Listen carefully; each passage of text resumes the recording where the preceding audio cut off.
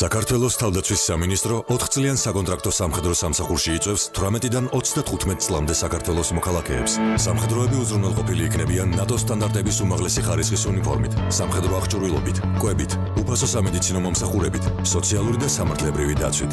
რიგითის მინიმალური დარიცხული ხელფასი შეადგენს 1050 ლარს, რაც იზრდება წოდების მიხედვით. მეორე და ყოველი შემდგომი კონტრაქტის დასრულების შემდეგ სამხედრო ერთჯერადი ბონუსის სახით 7000 ლარს მიიღებს. სამხედროებს საშუალება ექნებათ შეისწავლონ უცხოენა, დაეუფლონ პროფესიას და კვალიფიკაცია აიმაღლონ საზღვარგარეთ სხვადასხვა კურსებზე. საბუთების მიღება იწარმოებს ყოველდღე შაბათ-კვირის გარდა 10 საათიდან 16 საათამდე.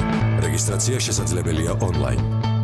ან შემდეგ ლოკაციებზე: სენაკი, ბათუმი, ახალციხე, გორი, ქუთაისი, თელავი, თბილისი.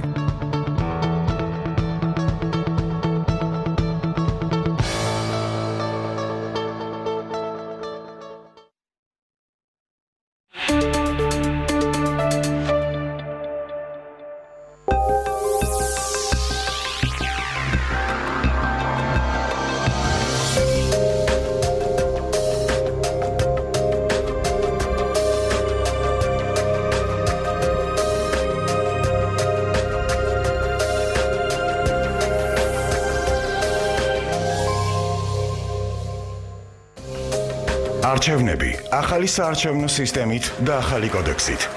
საკონსტიტუციო ცვლილებების დამტკიცების შემდეგ პარლამენტის საარჩევნო კანონმდებლობაში შესწორებებზე მუშაობს.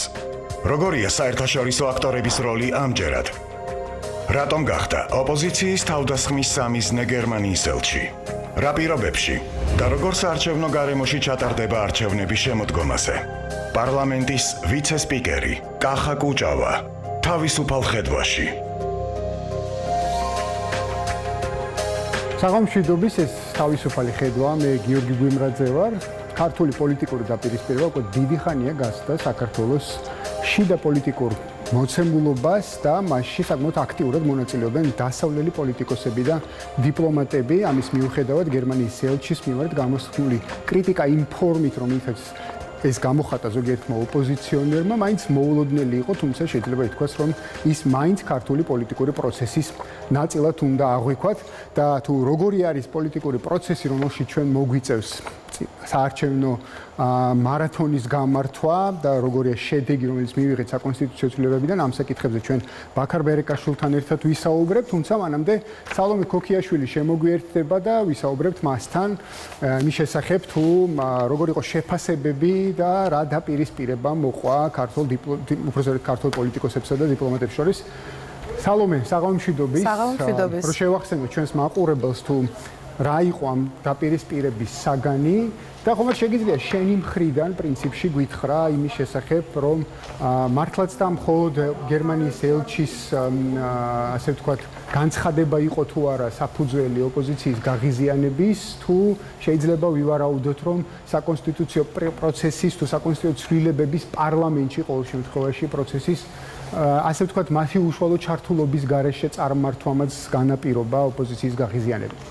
ნახოთ და მივუყვეთ პრინციპში ამ განცხადებებს ასეთ ამიმდევრულად. თავდაპირველად უნდა ითქვას ის, რომ როგორც ვიცით, ორმა ოპოზიციურმა პარტიამ პარლამენტში საკონსტიტუციო ცვლილებების კენჭისყრაში მონაწილეობა არ მიიღო იმ მარტივი საბაბით და არგუმენტით, რომ ისინი ამბობდნენ, რომ 8 მარტის შეთანხმება ითვალისწინებდა არა მხოლოდ კონსტიტუციის ცვლილებას, არამედ მათი თქმით პოლიტპატიმარ გიორგი რურუას გათავისუფლებას. თუმცა სწორედ ამის შემდგომ მესამე კენჭისყრის წინ მოხდა ეს, გერმანიის ელჩმა ისაუბრა ვრცლად მოლაპარაკებების დეტალებზე, რომელიც თვეების განმავლობაში მიმდინარეობდა დახურულ კარს მიღმა, ვიდრე 8 მარტის შეთანხმება შედგებოდა და მან თქვა, რომ გიორგი რურუა არ ყოფილა 8 მარტის შეთანხმების საგანის შესაბამისად პოლიტიკურ ძალებს ეს არგუმენტის საბაბად არ უნდა გამოეყენებინა. შესაბამისად შეგვიძლია ვივარაუდოთ უკვე რამ გამოიწვია ის მძაფრი კრიტიკა, რომელიც გერმანიის ელჩმა, გერმანელმა დიპლომატმა ამ გამონათქვამის და ამ ინტერვიუს შემდგომ მიიღო.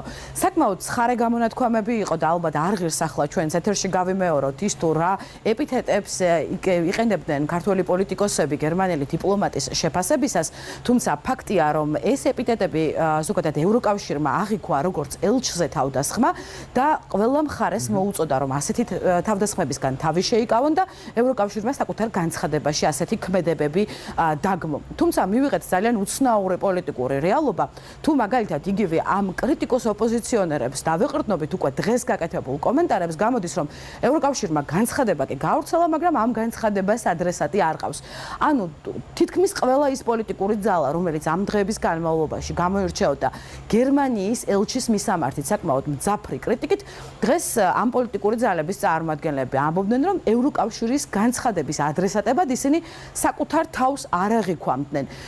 შესაბამისად, როგორც უკვე გითხარით, ცოტათი უცნაური პოლიტიკური რეალობა მივიღეთ ამ თვალსაზრისით, თუმცა ამავე განცხადებაში ძალიან მკაფიოდ არის ხაზგასმული, რომ პოლიტიკურმა ძალებმა და მედია საშუალებებმა განახორციელეს თავდასხმა გერმანელ დიპლომატზე. ვფიქრობ, თავად ევროკავშირის განცხადებით ყველაფერია ნათქვამი, რა იყო ოპოზიციური პარტიების ამ შემთხვევაში არგუმენტები, როდესაც ისინი აკრიტიკებდნენ გერმანიის ელჩს. ისინი ამბობდნენ, რომ გერმანიის ელჩის პოზიცია არ ემთხვეოდა სხვა ფასილიტატორი ელჩების პოზიციებს, როდესაც ისინი საუბრობდნენ შეთანხმების ორივე ნაწილის შესრულებაზე.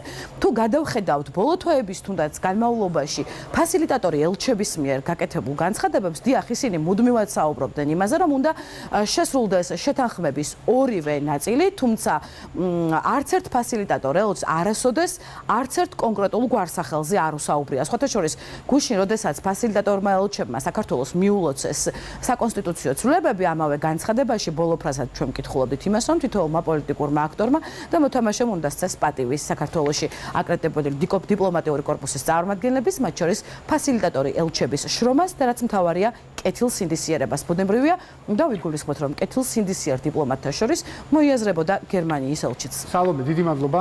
ეს იყო სალომე კოქიაშვილი. ბაქარ, მოდი ასე ვთქვათ, შეიძლება ითქვას, რომ ეს საკონსტიტუციო ცვლილებები, რომელიც გუშინ 29 ივნის მესამე მოსვლით დამტკიცდა, პრინციპში შეიძლება ითქვას, რომ ერთი წელზე ოდნავ მეტი დასჭირდა საბოლოო ჯამში ამ პროცესის დასრულებას. გულისხმობ, ეს ერთი წელი იყო პრინციპში პროცესი, რომელიც 20 ივნისიდან მოყოლებული, რომელიც თავისთავში ასევე მოიცავდა ერთი საკონსტიტუციო პროექტის ჩავარდნას და შემდეგ უკვე ახალი საკონსტიტუციო პროექტის შემუშავებას და დამტკიცებას, ხო? რა გვასწავლა ამ პროცესმა, რა მივიღეთ ამ პროცესის შედეგად, როგორ შეგვიძლია დავახასიათოთ ეს პროცესი? მე მგონია, რომ ეს პროცესი იყო გარკვეულწილად რაღაცა ტიპიური კლასიკური მაგალითი გაგრძელება იმისა, თუ როგორი არის ცხოვრება, როგორი არის პოსტკომუნისტური ან პოსტსაბჭოთა პოლიტიკური ცხოვრება. ხო, ეს ცხოვრება არის ძირითადად პოსტსაბჭოთა პოლიტიკური ცხოვრება არის ძირითადად უშინაარსო, რომელიც სავსე არის ტექნიკური ლეგალისტური, ასე ვთქვათ, რიტუალებით და გამოცდილი აქვს მას, ასე ვთქვათ, შინაარსობრივი და რაციონალური მხარე, ხო? ამ პროცესში ჩვენ ვერ დავინახეთ, ასე ვთქვათ, პირველ რიგში ვერ დავინახეთ საკითხების რაციონალიზაცია, პრინციპში ვერც ერთი მხრიდან, ეს ერთი. მეორე ის დავინახეთ, რომ ეს იყო, ასე ვთქვათ, პროცესი, რომელიც დაფუძნებული იყო უფრო რაღაცა გარკვეულ, ასე ვთქვათ, ფსევდოპოლემიკაზე, რაღაც საკითხების მიმართ კამათზე, რომელიც რაღაც შინაარს არ ეფუძნებოდა.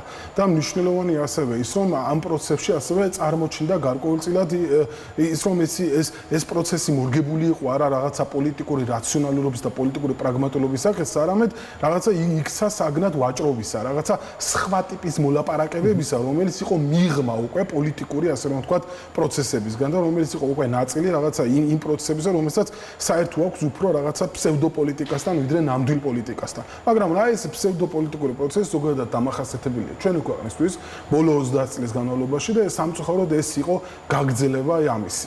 და მაინც შეგვიძლია ვისაუბროთ რაიმე შედეგზე პოლიტიკური ჯგუფებისათვის, ანუ ასე ვთქვათ, დაპირისპირებული ჯგუფებისათვის, რა შედეგი შეიძლება ამ ყველაფერმა მოიტანა, რამდენად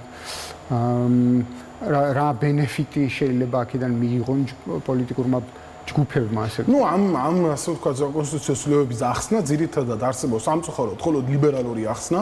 ეს ახსნა არის ის, რომ ვთქვათ, აი 1%-ის შემთხვევაში და ასეთი ტიპის ვთქვათ, მეთოდის სხვა ტიპის მეთოდის გამოყენების შემთხვევაში გაიზრდება პოლიტიკური რეპრეზენტაცია და მე მგონია, რომ ამით შეიძლება ისარგებლონ მხოლოდ ასე ვთქვათ, პოლიტიკურმა აქტორებმა და შეიძლება საზოგადოების ინტერესები იყოს ამის მიღმა. საერთოდ მე ასე მგონია, რომ მთელი ეს პროცესი იყო ასე ვთქვათ, ელიტებს შორის დებატები და ელიტებს შორის ასე ვთქვათ, ერთგვარი ასე დაპირისპირება და ერთგვარი ჭიდილი, რაშიც საზოგადოება იყო გარიყული. თვითონ ისიც რომ ის მოთხოვნა რომ აი მოდით პროპორციული იყოს და საერთოდ ბარიერი არ იყოს, ნულოვანი იყოს ან 1% იყო და შემდეგ ესეც ასე ვთქვათ იყო დაპირისპირების საგანი ხელისუფლებასა და ოპოზიციას შორის. თორე საზოგადოების უმრავლესობისთვის საქართველოში სულ სხვა პრიორიტეტები, ანუ და პოლიტიკური ელიტის პრიორიტეტი არის ის, რომ მან რაღაცნაირად ძალაუფლების რაღაც ცენტრებში მოექცნენ, ხოლო საზოგადოების პრიორიტეტი არის ის, რომ გადარჩნენ იმას, რომ ვთქვათ, გადაურჩნენ და გაუმკლავდნენ იმ პრობლემებს, რომელსაც აგერ უკვე რამდენი ხანია ქართული საზოგადოება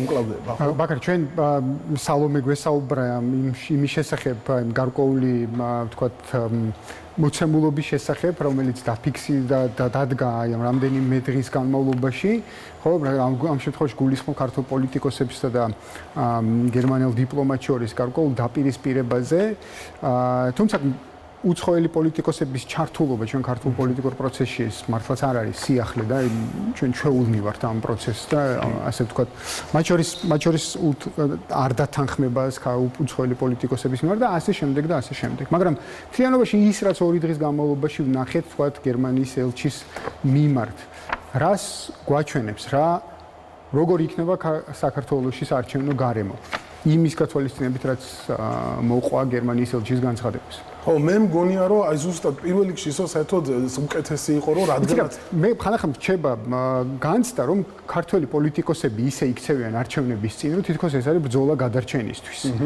და საბოლოო ჯამში მე არჩევნების შემდეგ თითქოს ეს ბრძოლა გადარჩენისთვის არაფერი გაიარა ესე თითქოს ყოველგვარი შედეგის გარეშე. საერთოდ ჯობდა რომ რადგანაც დაიწყეს ეს მოლაპარაკებები ასეთ ტიპის კონსტიტუციურ გარდაქმნაზე, ჯობდა რომ ეს მოლაპარაკებები ყოფილიყო დასრულებულიყო ისე რომ ეს ეგრეთ წოდებული ფასილიტატორი ელჩების ფენომენი არ გაჩენილიყო. მაგრამ რატო გაჩნდა ეს ხვალ ამასაც თავის მიზეზზე და კიდევ ერთხელ ადასტურებს იმას რომ ქართულ პოლიტიკურ ასე ვთქვათ ცხოვრებაში არის რაციონალიზაციის დეფიციტი, პრობლემა, როდესაც არ შეუძლიათ კონსენსუსის გამოძებნა და ამიტომ იზოლებული გახდა ქართული ასე ვთქვათ პოლიტიკური კლიმატი ერთგვარად რომ ეს შემოეყვანა ეს ფასილიტატორის ელჩებს მაგალითად. ეხლა აქ ცოტა გაუგებარია ოპოზიციის ზოგიერთი აქტორის მოქმედება, ხო? თუ ეს ფასილიტატორი ელჩები წარმოადგენენ ამ შემთხვევაში მნიშვნელოვან ასე ვთქვათ რაღაცა აქტორებს, ხო? მაშინ შესაბამისად ეხლა ამათ წინააღმდეგობაც ქმედება. ჩემთვის ეს არის რაციონალური აზროვნების ასე ვთქვათ კოლაფსის და დეფიციტის უნგრევის მაჩვენებელი. როდესაც ესე იგი ოპოზიცია იმის მიხედვით კი არ ოპოზიციის გარკვეული აქტორები იმის მიხედვით კი არ მოქმედებს თუ რაღაც რაციონალური, ამედ ემოციური ინსტინქტებით, ხო? და ეს არის პრობლემა ქართულ პოლიტიკაში ძალიან სერიოზულია რაღაცა ემოციური ასე ვთქვათ და რაციონალიზაციის გამორიცხვა ამ პროცესისგან. დიდი მადლობა ბაქარ ბერიკაშვილი იყო ჩვენთან ერთად, ჩვენ კი სტუმარ შეუერთდები, ჩვენი სტუმარი დღეს პარლამენტის ვიცე-სპიკერი კახა კუჭავა და გულოდით მე მას შეუერთდები.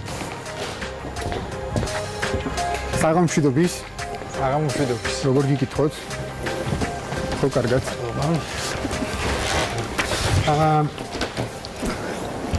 ახლა თქვენთანაც დაახლოებით იგივე ვთქვათ კითხვით მინდა დავიწყო საუბარი, თუმცა ცხადია ამ შემთხვევაში უკვე ერთი კონკრეტული პარტიის პერსპექტივიდან ქართულ ოცნებას გულისხმობ.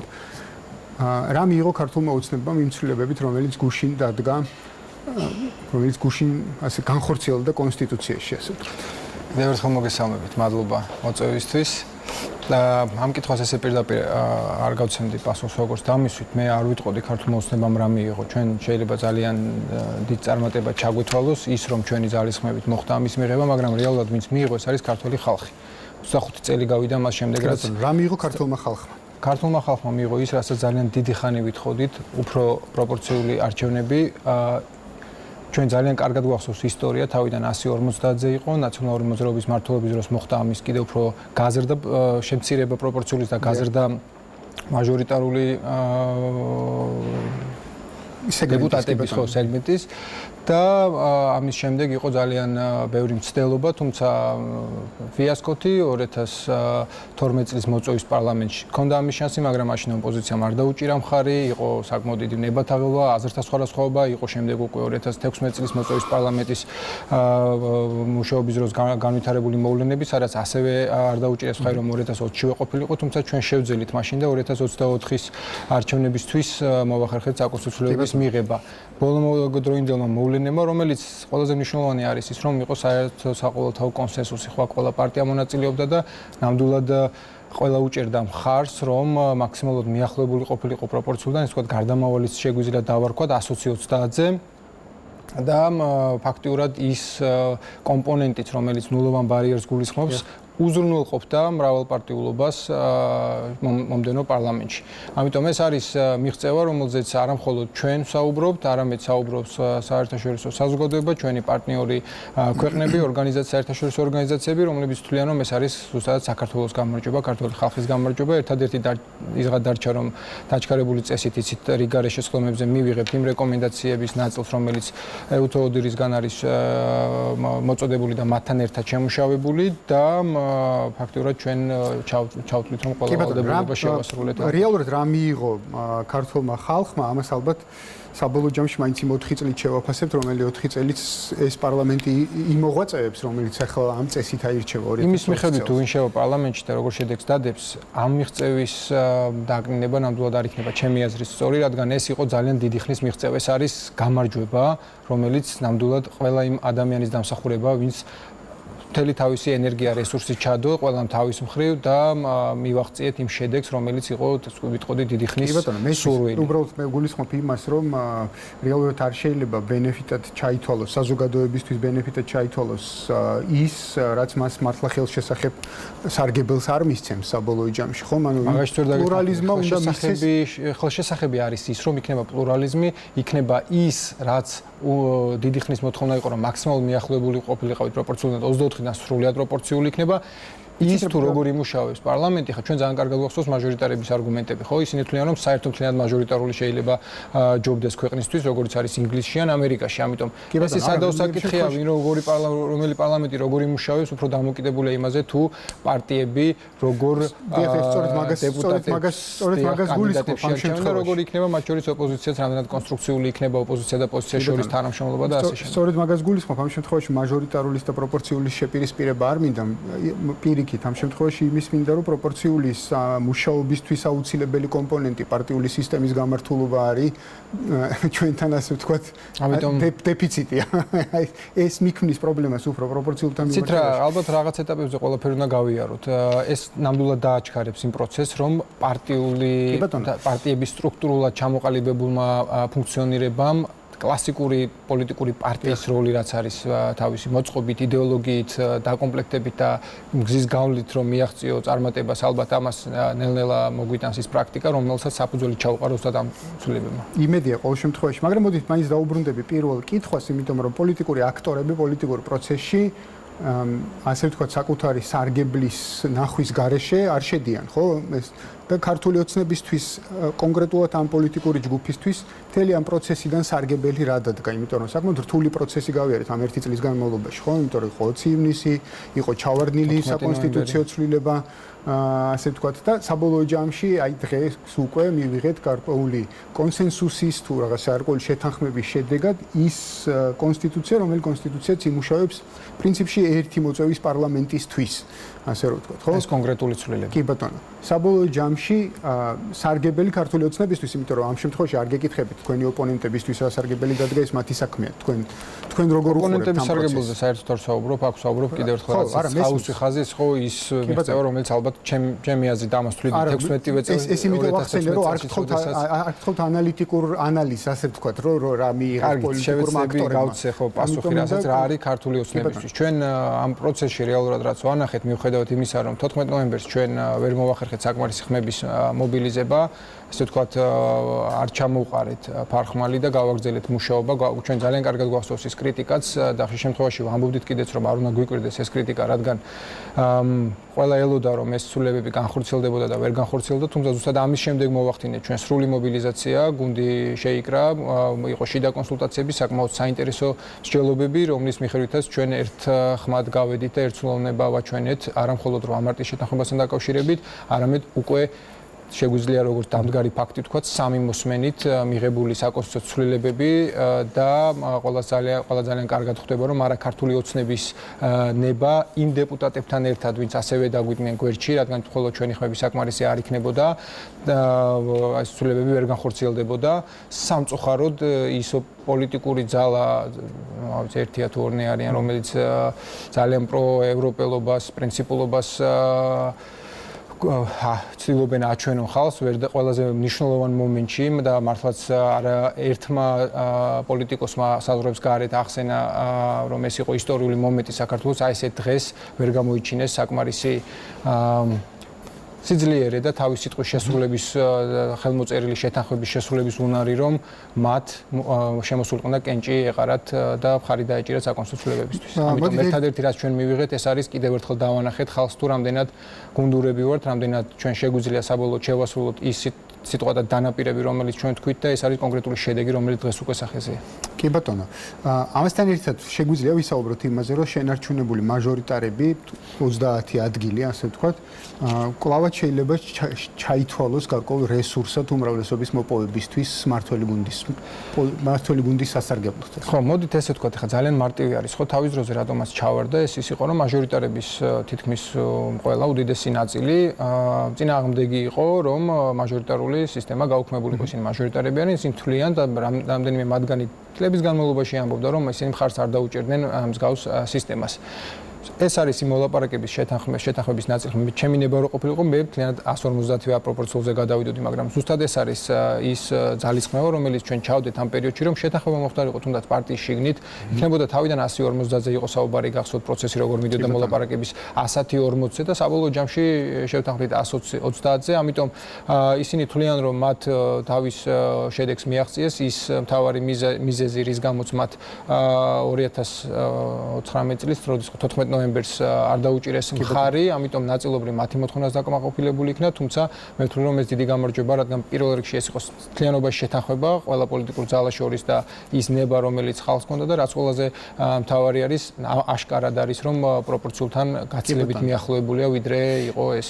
კი ბატონო, ანუ შეგვიძლია ვთქვათ, რომ ქართულ ოცნებას აქვს ის პოზიციები დღეს მოსახლეობის მხარდაჭერის თვალსაზრისით, რომ 30 მაჟორიტარული ოლქის შენარჩუნება არ ესაჭიროებოდა იმისთვის, რომ უმრავლესობა მოიპოვოს. ჩვენ ძალიან კარგი ჩანაწერი გავაკეთეთ კონსტიტუციაში, რადგანაც ერთ-ერთ საფრთხეს წარმოადგენდა, რომ მაჟორიტარების ხარჯზე არ დაგვეკომპლექტებია ჩვენ ან ვინმეს. გადავარდა ვასტა. აი, შეგიძლიათ იყოს. მადლობა. ეს მოსაზრება, რომ აი 30 ადამიანის ხარჯზე დავაკომპლექტებდით ჩვენ უმრავლესობას, ძალიან კარგი ჩანაწერი გაკეთდა და ეს რეალურად გამოსავალი იქნა, რომელსაც ქვია ჩამკეტი, ანუ თუ 40%-ზე ზემოთ არ მოხდება ხმების პარტიული სიით, ესე იგი ხმების მიღება, მაშინ უმრავლესობის ჩამოყალიბების უფლება არ ექნება, რაც იმას ნიშნავს, რომ კიდევ ერთხელ ვაჩვენეთ, ჩვენ ამით ეს ნება ძალიან მარტივად დასანახი არის, რომ ჩვენი თვითსწრაფვა არ არის აუცილებლად უმრავლესობა, საუბარი არის სტაბილურ განვითარებაზე, რომ საშუალება მოგვეცეს არ ჩავარდეთ ჩვენ ისე დღეში და ჩვენ ვერ მივცეთ ჩვენ თავ საშუალებას, რომელიც როგორც შეიძლება რამდენიმე ევროპულმა ქვეყანამ მიცეს, რომ თვეების განმავლობაში მთავრობა ვერ ჩამოაყალიბონ და იყოს გაუგებრობა ამ კუთხით, რაც რა თქმა უნდა დესტაბილიზაციის საშუალებას იძლევა და ჩვენს ჩრდილოეთ მეზობელს მიცემს კიდევ უფრო დიდ საფუძველს, რომ ესე იგი მაქსიმალურად არეულობას შეუწყოს, თქვა ხელი ქვეყანაში, ამიტომ ეს არის ის ზუსტად ის ჩანაწერი, რომელიც გამორიცხავს თუნდაც 70 მაჟორიტარის ამ კუთხით გამოყენებას, ამიტომ მაჟორიტარებში ვინ გაიმარჯვებს და ძალიან კარგად ხედავთ, ყველა ამბობს ფაქტიურად თავის თავზე, რომ ჩვენ ვიმარჯვებთო, მაგრამ რეალურ შედეგს ჩვენ ძალიან კარგად ნახავთ და ჩვენ გამარჯვების არა თუ გვაქვს დარწმუნებული ვართ, მათ შორის ჩემი აზრით 40% არის ის ქვედა ბარიერი, რომელიც იქნა ნახსნები, გაცილებით მეც ავიღებთ მათ შორის. ანუ ქართული ოცნება იქნება მომავალი პარლამენტში მართველი გუნდი. კი. კარგით, მაშინ მოდი ერთ კითხვას დაუბრუნდები გარკვეული თვალსაზრისით, როდესაც ვისაუბრეთ პლურალიზმზე და პარტიათა რეპრეზენტაბელურობაზე პოლიტიკურ პროცესში. ამ ცვლილებებით გვაქვს 1%-იანი ბარიერი. რაც აძლევს საკმაოდ დიდ თუ არა საკმაოდ გარკვეული რაოდენობის პარტიებს აძლევს დიდ შანსს მოხვდნენ პარლამენტში. და იქ იყვნენ რაღაც გარკვეული გამოიყენონ ეს პლატფორმა გარკვეული სარგებლის მისაღებად საკუთარი პარტიის განვითარებისთვის თუ ეს იქნება რაღაც თქვა იმ სოციუმის წარმოსადგენად, რომელსაც პირობითად შეიძლება მათ წარმოადგინონ.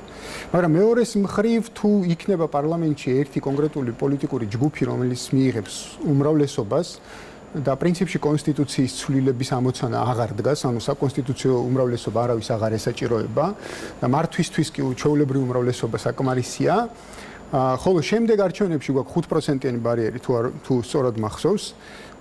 რამდენად იქნება ერთი მოწვევის პარლამენტი საკმარისი იმისთვის, რომ ეს ახალი შესული პარტიები იმ რეალობაში, სადაც უმრავლესობას არ ესაჭიროება, ვთქვათ, მცირე პარტიების მხარდაჭერა გარკვეული პროცესების თუ გარკვეული პოლიტიკების გასატარებლად, ამ პარტიებისთვის განვითარების საშუალება. იმიტომ რომ თუ ისინი ვერაფერს ვერ შეძლებენ წარუდგინონ და შეცვალონ საპარლამენტო ცხოვრების გამოყენებით საკუთარი იმ მოსახლეობისათვის, რომელსაც ისინი წარმოადგენენ, როგორ დააგროვებენ ისინი იმ ხელა რეპუტაციას, რომ მომავალ არჩევნებში 5%-იანი ბარიერი დაძლიონ, მაშინ როცა ეხლა 1%-იანიც საკმარისი არის მათთვის. შეგახსენეთ, რომ ქართული ოცნება ფაქტობრივად რამდენად გრძელვადიანად დააკმაყოფილებს ეს ცვლილებები პლურალიზმის ამოცანას. აი ამას ვკითხულობ ეხლა აქედან გამომდინარე. იცით, momავალში რა იქნება, ამას ალბათ დრო გვაჩვენებს. მე გულისხმობ სრულად პროპორციული თუ 15 წლის შემდეგ შეიძლება საერთოდ საკითხი დადგეს, რომ იქნებ თლიანად მაჟორიტარულზე გადავიდეთ. ამას ნახავთ. თქვენი კითხვის არსი რაც არის, ამდენად ეს ხელშეუწყობს, ეს გარდამავალი ეტაპი, ესე ვთქვათ, რომ პარტიული უფრო ძლიერი პარტიები ჩამოყალიბდეს, ხო და მათ გამოიყენონ საპარლამენტო პლატფორმა ამისთვის. უკაცრავად, მოდით ისე ვიტყვი, უფრო ძლიერი პარტიები კი არა, რაღაც გარკვეული თვალსაზრისით ახალი პარტიები გაჩნდნენ პოლიტიკურ სპექტრში, იმიტომ რომ ის პოლიტიკური დაპირისპირება, რომელსაც ჩვენ დღეს უყურებთ, ალბათ ყველას მოგბეზდა, ხო? აღარ გვინდა ეს რაღაცა ესეთი დიქოტომიაში ცხოვრება და ყველას გვინდა რომ გაიხსნას პოლიტიკური ველი, ხო? ამიტომაც მოხდა ეს ცვლილებები, რომ მაქსიმალურად მრავალფეროვანი იყოს შემდეგი პარლამენტი. კიდევ ერთხელ ვამბობ, ანუ ქართული ოცნება ერთი წლის შექმნილი იყო, როდესაც გაიმარჯვა და უმრავლესობით მოვიდა. სხვა რესურსი. ეს რესურსი ყოველთვის გამოიქნება, რა თქმა უნდა, მაგრამ მაშინ ის იყო მოცემულობა, დღეს სხვა მოცემულობა, ანუ თუ სწორად აკეთებ ჭკვიანურად აკეთებ, იმის საშუალება ყოველთვის გექნება, რომ შენ მოკლევადიან მონაკვეთში მიაღწიო შედეგს.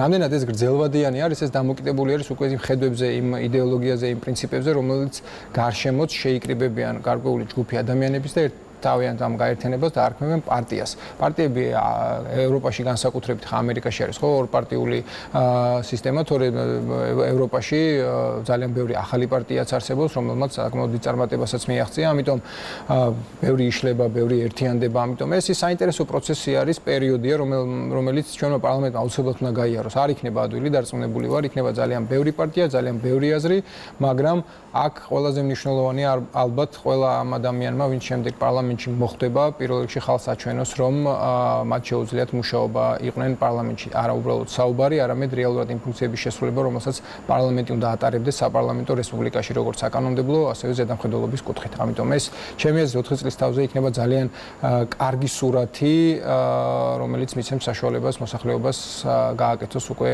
სულ სხვა არჩევანი 2024-ისთვის, თუ ისინი შეიცვლიან თავიანთ ხედვებს. მაინც უნდა გითხოთ ასეთი საკითხი, თითქოს ყოველ შემთხვევაში ჩნდება სტაბილიზება, რომ ეს ცვლილებები დიდწილად, ძალიან საკმაოდ დიდი, ასე ვთქვათ, წილით არის უცხოელი პარტნიორების აქტიურობის და ჩართულობის შედეგი და არა ქართული პოლიტიკური სპექტრის მზაობის შედეგი, ასე ვთქვათ, ერთმანეთთან კონსენსუსი მიეღწია და ასე შემდეგ. რამდენად ასეა ის ხო? კი, მე ვთვლი, რომ მათი ჩართულობა იყო ალბათ ყველაზე მნიშვნელოვანი ფაქტორი, რადგან სურვილი მოხდარიყო ერთ მაგიდასთან არა მხოლოდ დასკვნომა, არამედ საუბარი საკმაოდ რთულად და წარმოდულად მიიჩნეოდა იგივე იმ ნოემბრის მოვლენების შემდეგ, ამიტომ ის როლი, რომელიც თავის თავზე აიღეს და შეითავსეს, ესენი იყვნენ ამერიკის შეერთებული შტატების ელჩი, გერმანიის ელჩი, ევროკავშირის მუდმივი წარმომადგენელი საქართველოში და ევროსაბჭოს მუდმივი წარმომადგენელი საქართველოში, ძალიან მნიშვნელოვანი იყო მათი ჩართულობა და მათი ძალისხმევა. ჩვენ გვახსოვს მათი მოწოდებები მართლაც მართალია შედეგი ვერ გამოიღო საბოლოოდ რომ ოპოზიციას მაინც გადაედგა ეს ნაბიჯი მოსულიყო და ხმა მიეცა საკონსტიტუციურებებისთვის, მაგრამ მათი მოწოდებები ძალიან კარგად გვახსოვს, რაც კიდევ ერთხელ აძლევს საშუალებას ყველას დაინახოს თუ რა მოხდა რეალურად იმ შეთანხმების დღეს, რეალურად რა პირობებზე მოხდა შეთანხმება. ერთ-ერთმა გერმანიის ელჩმა, ერთ-ერთმა ფასილიტატორმა ელჩმა საკმაოდ მძიმე კრიტიკაც კი დაიმსახურა და აბსოლუტურად დაუმსახურებელი, მაგრამ აი ეს არის საბოლოო ჯამში, რაც გვაძლევს საშუალებას შევაფასოთ მოვლენები და ზუსტად ეს კომპონენტი მნიშვნელოვანი იყო, რომ ან არც ერთ მხარეს და არც მეორეს არ დაუჯერო, რადგან შეგვიძლია მიიჩნიო, რომ ერთის და მეორეს თავის მხრივ სუბიექტურები არიან, მაგრამ იყვნენ ფასილიტატორი ელჩები, რომლებიც საბოლოო ჯამში არ მხოლოდ თავიანთი ერთობლივი განცხადებებით, არამედ ცალ-ცალკე მოწოდებითაც პირდაპირ მოუწოდებდნენ თან არ ამბობდნენ რომ ოპოზიციას, მაგრამ ყველა მხარეს მიიღოს მონაწილეობა კენჭისყრას. ჩვენ იქ ვიყავით, სამწუხაროდ ოპოზიცია იქ არის. გერმანიის ელჩი ახსენეთ და ის პროცესი, რომელიც ეს 2-3 დღეა მიმდინარეობს. ოპოზიციას რო ვამბობ, არასწორი არის, ოპოზიციის წარმომადგენლები იყვნენ და მიცეს ხმა არის ორი კონკრეტული პარტია, ნაციონალური მოძრაობა და ევროპული საქართველო. კი ბატონო, აი ამ საკითხთან დაკავშირებით თითქოს აი ეს ბოლო 2 დღის კომენტარები ქართული ოცნების მხრიდან, გარკვეული წარმომადგენლების მხრიდან თითქოს იყო რაღაც გარკვეული აღბრთოვანება იმით, რომ უცხოელ დიპლომატებსა და ოპონენტებს, ქართული ოცნების ოპონენტებს შორის რაღაც დაპირისპირება მოხდა, ხო? რამდენად სისტემური გონიათ შეიძლება ეს ყველაფერი იყოს და რამდენად შეიძლება აი ეს დაპირისპირება სულ უფრო გაღრმავდეს თქვენს ოპონენტებსა და დასავლელ პარტნიორებს შორის. თუ ასე გააგრძელებენ, არა თუ გაღრმავდება, ალბათ უსკროლამდე ჩავა. ჩვენ გახსოვთ, განსაკუთრებით კიდევ შეთანხმებამდე პერიოდს გავიხსენებ, იყო ჩვენს მიმართ საკმაოდ კრიტიკული განცხადებებიც, ხა შეურაცხყოფელი განცხადება ჩვენგან მე მგონი არ ახსოვს არავის. ჩვენ გვითქვამს რომ რაღაც ნაწილში არ ვეთანხმებით, ალბათ სხვა რამეს გულისხმობდნენ და რა თქმა უნდა მათ დაველაპარაკებით და მათი ეს შენიშვნები ჩვენთვის საგულისხმო არის, მაგრამ შეურაცხყოფაზე გადასვლა მარტო ევროპელობაზე ხო არ არის საქმე, ზოგადად შენ საერთაშორისო პარტნიორთან, რომელიც ცდილობს დაეხმაროს შენს ქვეყნის შიგნით პოლიტიკური ძალიან პოლარიზაციის და დაძაბულობის განმუხტვას, პირველ რიგში ხას უსვავს თუ რამდენად არაევროპელები არიან ისინი, ვინც ციბრალებენ ევროპელობას. არ შეიძლება, რაც არ უნდა არ მოგწონდეს და სრულად რომ დავინახოთ როგორ არის. ის განცხადები, რომელიც მათ მოწონთ, მაშინ ძალიან კარგები არიან. როგორც კი და ეს მე მგონი ეს პირველად მოხდა, ესე ხმამაღლა თქვა, რომ ნუ აი არ იყო ეს შეთანხმების ნაწილი და რატო საუბრობთ ამაზე, იმდენად დიდი აგრესია გამოიწვევთ, თელის გეგმა რაც ჰქონდათ ფაქტურად წყალში ჩაიხარა. გეგმა რომ გაიმართლებინათ, რატომ არ აძლევენ ხმას კონსტიტუციას, მაქსიმალურად დაძაბულობისკენ მისულიყვნენ, მიზეზი ერთადერთი არის, მათ იციან რომ ისინი არჩევნებს ვერ იგებენ არჩევნების გზით, მშვიდობიანი არჩევნების გზით, ამიტომ ალბათ მიზეზი სულ სხვა არის თუ რას აპირებენ და არა ერთხელ მოგვისმენია კიდეც ხო, უნდა დავამხოთ, უნდა იარაღი ხელში ავიღოთ და ძალიან სამწუხარო გამონათქვამები პოლიტიკოსებისგან, რომელთაც ფაქტურად მოუწოდებენ მოსახლეობას რომ და მათი პარტნიორებს ხანდახან პირდაპირ არ ამბობენ, მათი ყოფილი პარტიის წევრები, სხვადასხვა მხარდამჭერები, რომ აი უნდა დავამხოთ. ეს სიტყვა ქართულმა ხალხმა დაივიწყა და გავიარეთ საკმარისად კინეული პერიოდები, რომ ჩვენ ისევ დამხობაზე, ისევ რევოლუციაზე აღარ ვიფიქროთ, მოვა არჩევნები, ხალხი გააკეთებს თავის არჩევანს და იქნება ისე, როგორც იქნება ეს ხალხის ნება და სურვილი. ეს გავიგე, თუმცა რეალურად ეს რიტორიკა პრინციპში, რომელიც მათ შორის რომელთაც ხასიათდებოდა საპრეზიდენტო არჩევნები გასულ წელს, არა 2018 წელს,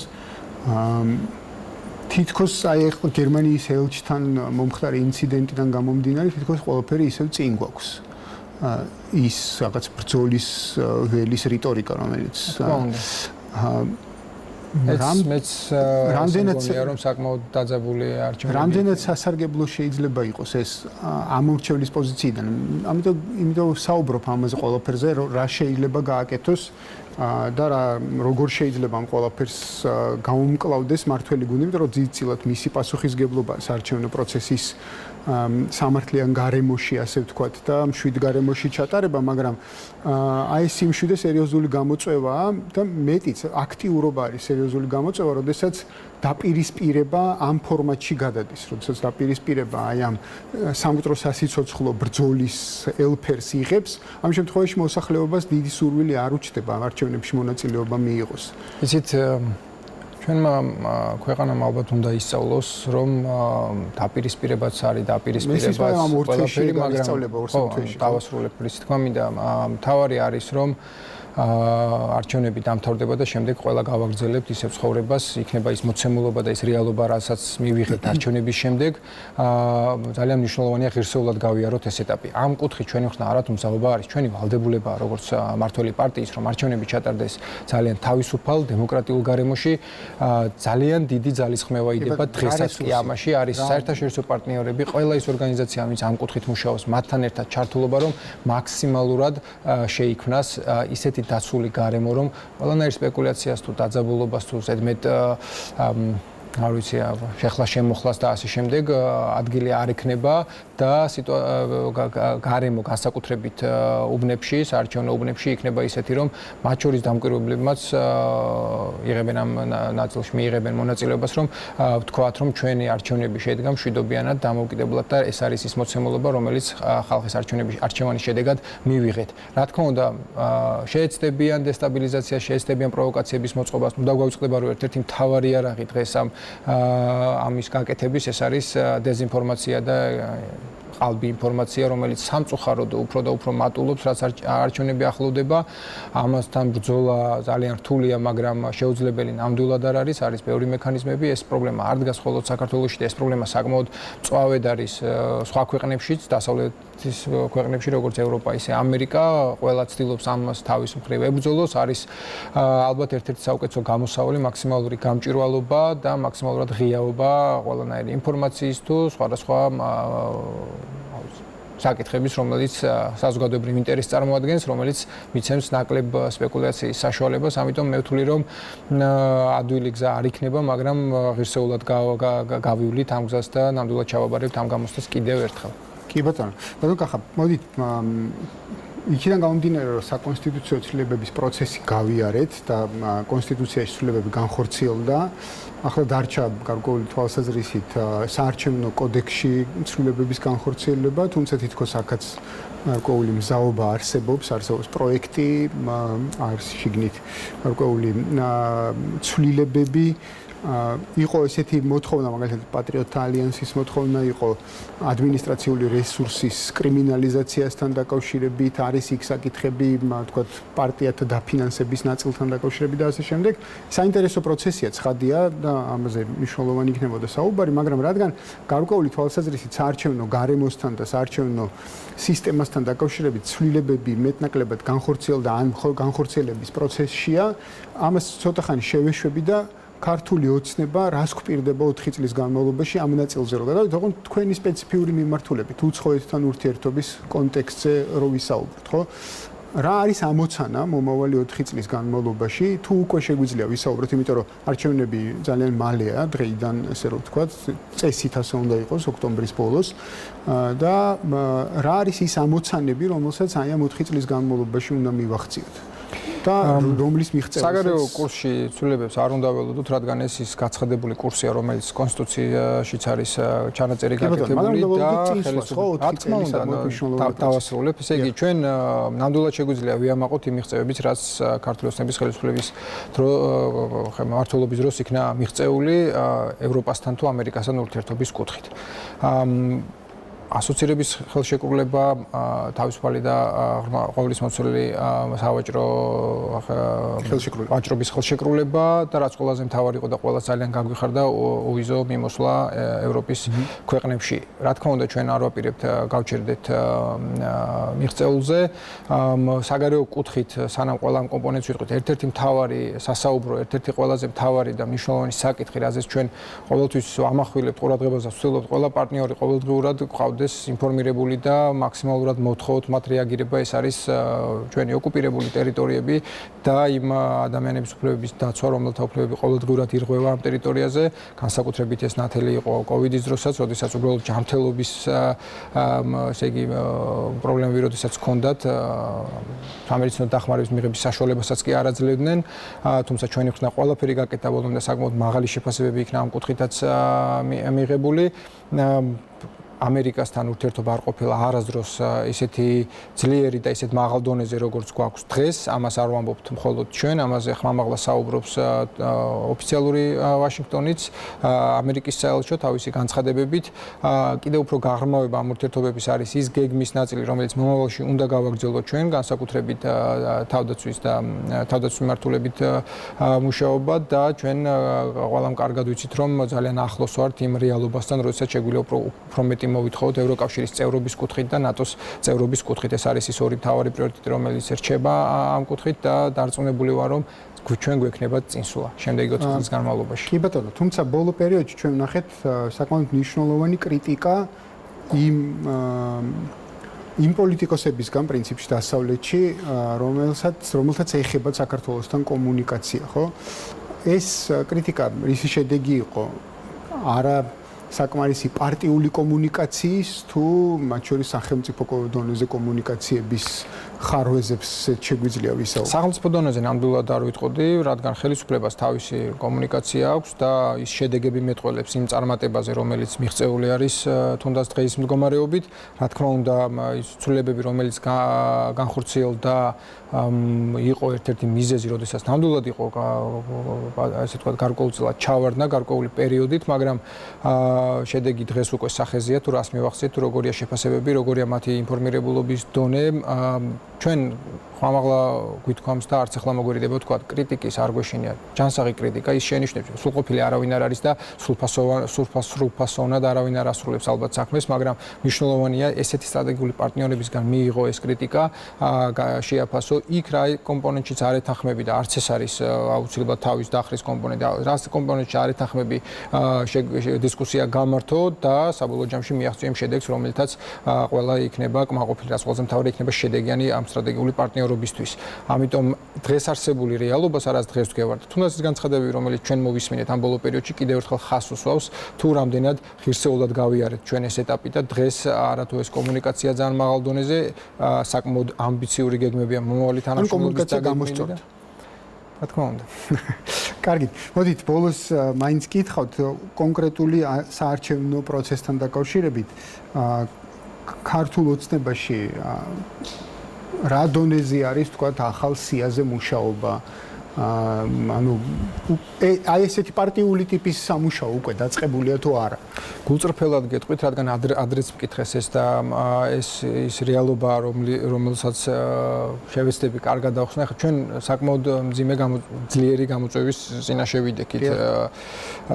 ძლიერი იმ კუთხით, რომ ვიცოდით, რომ ხარდაჭერა ამის შეში გქონდა, რომ შეიძლება არ ქონოდა ოპოზიციური პარტიების მხრიდან და ჩვენთვის მთავარი იყო საკონსტიტუციო ცვლილებები მიგვიღო, ამიტომ ჩვენ თქვით, რომ მოდით, რა თქმა უნდა, ამაზე ვიფიქრეთ, მაგრამ მუშაობა იმ კუთხით, რომ სია შედგეს, ან კონკრეტულად ჩამოყალიბდეს, რომელიც სამაჟორიტარო ოლქში ვინ იქნება, ამაზე ნამდვილად არ დაგვიწყია, ამაზე ეხლა დავიწყებთ, დრო საკმარისი არის და ივლისში ჩვენ გეგმავთ მაჟორიტარების დასახელებას,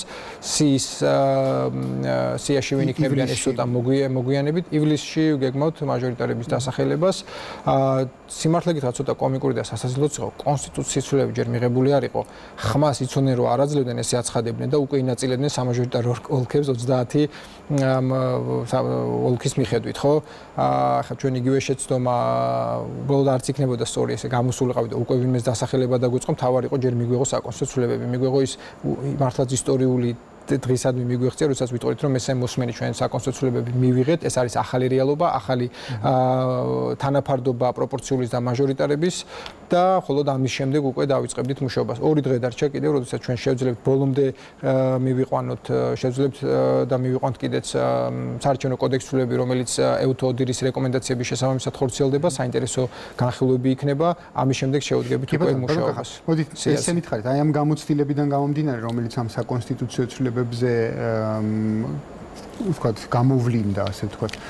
შეგიძლიათ დღეს ისაუბროთ იმაზე, ვისთან შეიძლება თეორიულად თუ ვთქვათ, მოგიწიათ უმრავლესობის დაკომპლექტებისთვის კოალიციურად თანამშრომლობა ვინმესთან, უკვე წარმოგიდგენიათ რაღაცა ჯგუფი პოლიტიკოსების, რომელსაც შეიძლება დღეს პარტიაც კი არ აქვს, ან რაღაცას შემდეგ ვისთანაც შეიძლება თანამშრომლობა, რომელსაც ვისთანაც შეძლებდა თანამშრომლობას ქართული ოცნება. პირველი, ოპოზიცია იმდენად სუსტად გამოიყურება, რომ ძალიან ადრეა ჯერ იმის თქვა, ვინ მოხდება პარლამენტში, ამიტომ უბრალოდ არ იქნება სწორი, ხა დავიწყო ჩამოთვლა, სანამ რეალობა სურათი არ გვეცოდინება, ვის აქვს რეალური შანსები პარლამენტში იქნას წარმოდგენილი და მეორე ჩვენ გვაქვს ჩვენი შედაკლებები, ჩვენ ვატარებთ საკმაოდ აქტიურად გამოკითხვებს, ამიტომ იმდენად დარწმუნებული ვართ ჩვენ გამარჯვებაში და უმრავლესობის მოპოვებაში, რომ ჩვენ ამ საკითხს უბრალოდ მაგრამ ვინ იქნებიან, მაშინ ასე ვთქვათ, კოალიცია. ასე ვთქვათ, ეხლა პირდაპირ პრორუსული ძალები ნამდვილად არ იქნებიან, გამორიცხული არის, ისევ როგორც გამორიცხულია ნაციონალურ მოძრაობასთან ჩვენი კოალიცია. გასაგები, კარგით.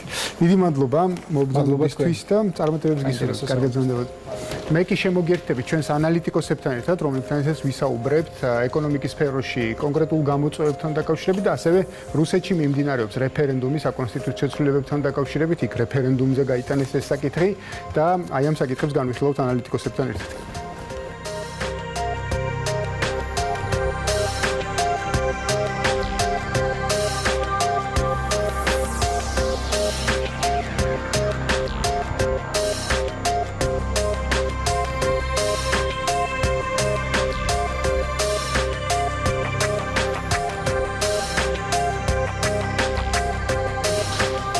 მათე მოდი დავიწყოთ ეკონომიკის სფეროში გაჩენილ კიდევ ერთ გამოწვევაზე პრინციპში ასე ვთქვათ, იმიტომ რომ თითქოს პანდემიის შემდეგ იყო გარკვეული თვალსაზრისით კრიზისული გეგმა წარმოდგენილი, რომელიც ითვალისწინებდა 1 ივლისს რეგულარული ფრენების აღდგენას და გახსნას ასე ვთქვათ. ხო, ტურიზმის სფეროს გახსნას ასე რომ ვთქვათ. თუმცა ეს პროცესი კვლავ გადაიდო, კვლავაც პანდემიას უკავშირდება ეს ყველაფერი. რა შედეგი შეიძლება მოგვიტანოს კიდევ ერთხელ გადადებულმა, თქვათ, აი ამ ტურიზმის სფეროს გახსნამ, ასე ვთქვათ და კრიზისის დაძლევის გეგმის გაჭიანურება. ცხადია, ხო, სახელმწიფოს ახლა გარკვეულწილად ბალანსის დაჭერა უწევს ერთი მხრივ ჯანდაცვის სექტორის კრიზისის პრევენციასა და მეორე მხრივ გარკვეული ეკონომიკური ტიპის კრიზისის შორის, რომელიც შესაძლებელია ამ ასე ვთქვათ გახანგრძლივებულმა ჩაკეტილებულმა გამოიწვიოს, იმიტომ რომ თუ თქვათ ვერ მოხერხდა შეკავება, რომელიც აქამდე მოხერხდა თქვა ამ ვირუსის გავრცელების, მაშინ მთლიანად წყალში ჩაიღრება ის ასე ვთქვათ გადადგმული ნაბიჯები, რომელიც საზოგადოებამაც და სახელმწიფოებმაც აქამდე ასე ვთქვათ გადადგა. თუმცა მეორე მხრივ იმდენად მოწყვლადია ჩვენი ტიპის ეკონომიკა მსგავსი ტიპის ხანგრძლივადიანი ჩაკეტილობის მიმართ, რომ ამან ღრმა ეკონომიკური კრიზისი შეიძლება გამოიწვიოს, იმაზე უფრო ხმა ვიდრე თქვათ მოსალოდნელია და დაგეგმილია ბიუჯეტში, იმიტომ რომ ჩვენ ვიცით რომ ანტიკრიზისული ბიუჯეტი დაგეგმილია 4%-იან კლებაზე, -4%-იან ზრდაზე, ასე რომ ვთქვათ. თუმცა ეს ჩემი აზრით არის ოპტიმისტური გაქრები, უფრო ასე ვთქვათ, ეკონომიკური ვარდნა ჩემი აზრით იქნება უფრო მეტი, რადგანაც ის მოწყვლადი სფეროები, რომელიც მნიშვნელოვანი წილი უკავია ტურიზმში, მუშიპოში, მთლიან შიდა პროდუქტში, ეს სფეროები ძალიან მოწყვლადია არსებული გლობალური ეკონომიკური კრიზისის მიმართ. მაგალითად, ერთ-ერთი მნიშვნელოვანი ცენტრალური სფერო არის ტურიზმის სფერო, რომელიც თლიან შიდა პროდუქტში იკავებს 11%-იან წილს. ანუ ეს ნიშნავს იმას, რომ ასე ვთქვათ, ტურიზმი დამით საქართველოს დაახლოებით 26-27 ადგილზეა სხვა სოფლიო ქვეყნებს შორის. ეს ნიშნავს იმას, რომ ტურიზმის ასე ვთქვათ კრიზისი იქნება ძალიან მნიშვნელოვანი კრიზისი მთლიანი შიდა პროდუქტისთვის და ასევე ძალიან ასე ვთქვათ ნიშანდობლივია ისიც, რომ ტურიზმს აქვს ძალიან გადამდები ეფექტი, რაც ნიშნავს იმას, რომ ტურიზმის სფეროსთან არის დაკავშირებული სხვა მრავალშრიანი ეკონომიკის სექტორებში არსებული სამუშაო ადგილები. მათე, ჩვენ არაერთხელ გვისაუბრია ჩვენს გადაცემებში იმაზე, რომ ჩვენი ეკონომიკა სტრუქტურულ ცვლილებას საჭიროებს, იმდენად რამდენადაც არ შეიძლება ის იყოს ამდენად დამოკიდებული, თქვათ, იგივე ტურიზმის სფეროზე, რომელიც პრინციპში ბოლო 1 წლის განმავლობაში ჩვენ სერიოზულ ნიშნებს გვაძლევს იმისას, რომ ტურიზმში სერიოზული გამოწვევაა და სერიოზული პრობლემაა, ხომ?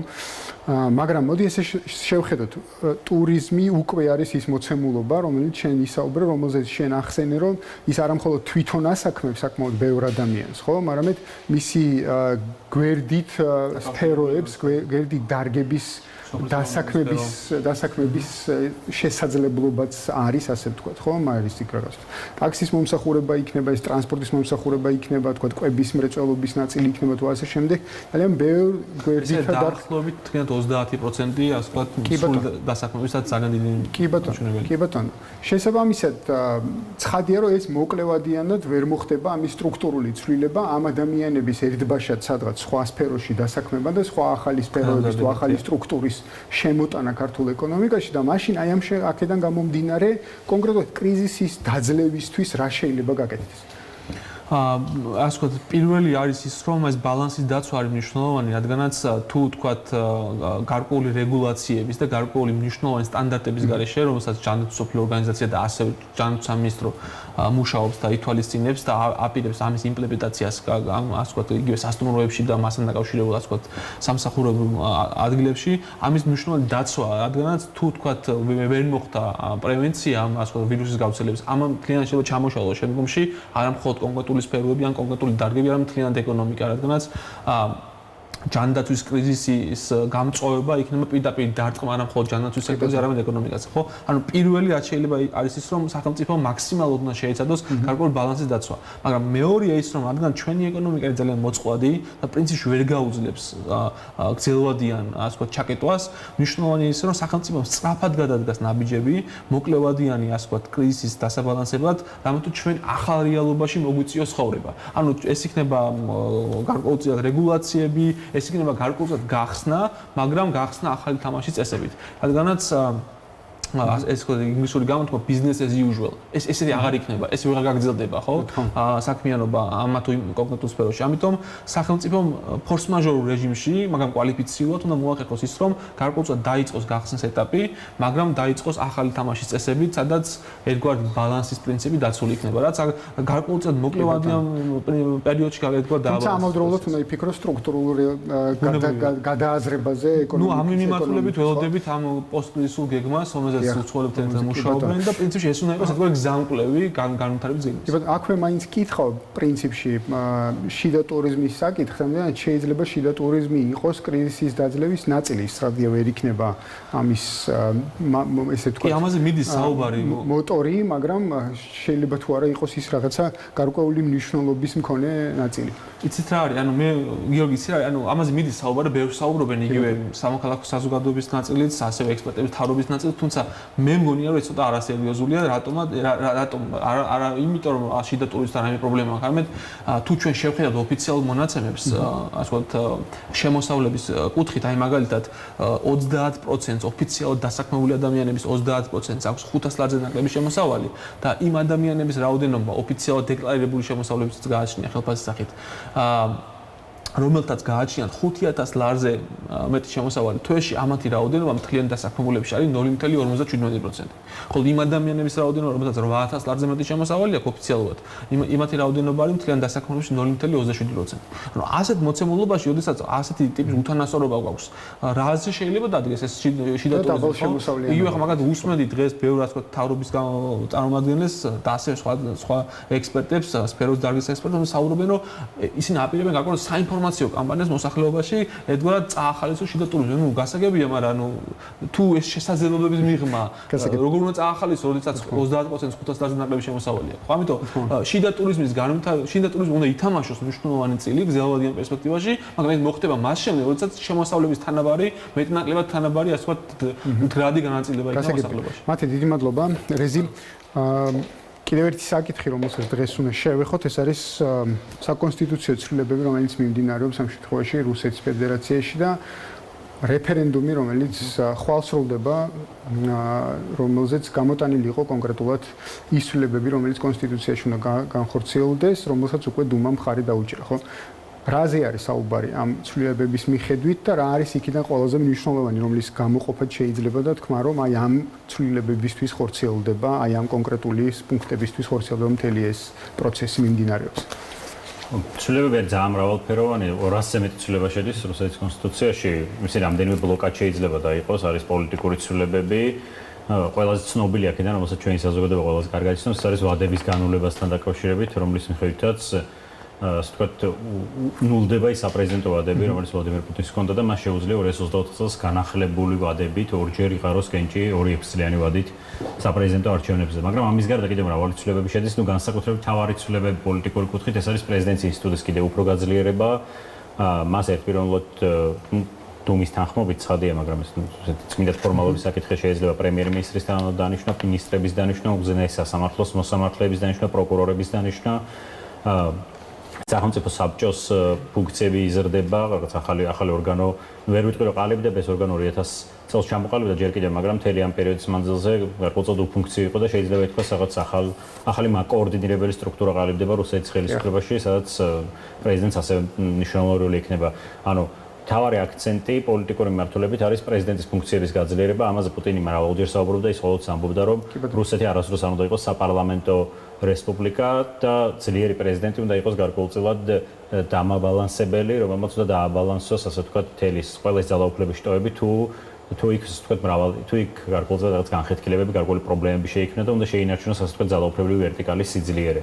ამას გარდა არის სოციალურ-ეკონომიკური ცვლილებები და არის გარკვეულწილად ასე ვთქვათ ნაციონალური პატრიოტული ცვლილებები, რომლებიც უფრო თამაშობენ ალბათ ასე ვთქვათ გარკვეული ბიძგის როლს, რომლებმაც მათ უნდა ასე ვთქვათ ხელი შეუწყონ რუსეთის მოსახლეობას, რომ ისინი უფრო აქტიურად მივიდნენ რეფერენდუმზე და უფრო აქტიურად მისცენ ხმა ამ ცვლილებებში არის ვთქვათ პენსიების ყოველწლიური ინდექსაცია, საარსებო მინიმუმის გათანაბრება, საარსებო მინიმუმთან გათანაბრება მინიმალური ხელფასის და ასე შემდეგ არის იქ ვთქვათ რუსი ხალხი კონსტიტუციის მიხედვით ცხადდება სახელმწიფოს ჩაუმყალიბებელ ხალხად და მთელი რიგი ცვლილებები.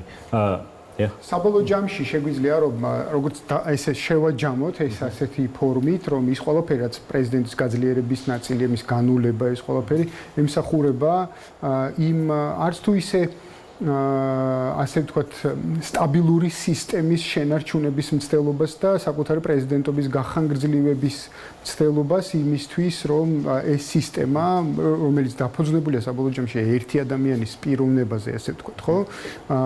რაც შეიძლება დიდხანს გაგრძელდეს და უფრო გრძელი ესეთი ბალიში შეიქმნას იმისთვის, რომ ვთქვათ, მის შემდეგ უფრო ნაკლები ტკივილი მიადგეს სისტემას. ხო, ცხადია რომ მთელი ეს ცვლილებები ყველა სამ შეკითხვას თუ რატო გახდა საჭირო, ასე ვთქვათ, საკონსტიტუციო ცვლილებების ახლა განხორციელება, რატო იყო საჭირო მისი რეფერენდუმზე გატარა.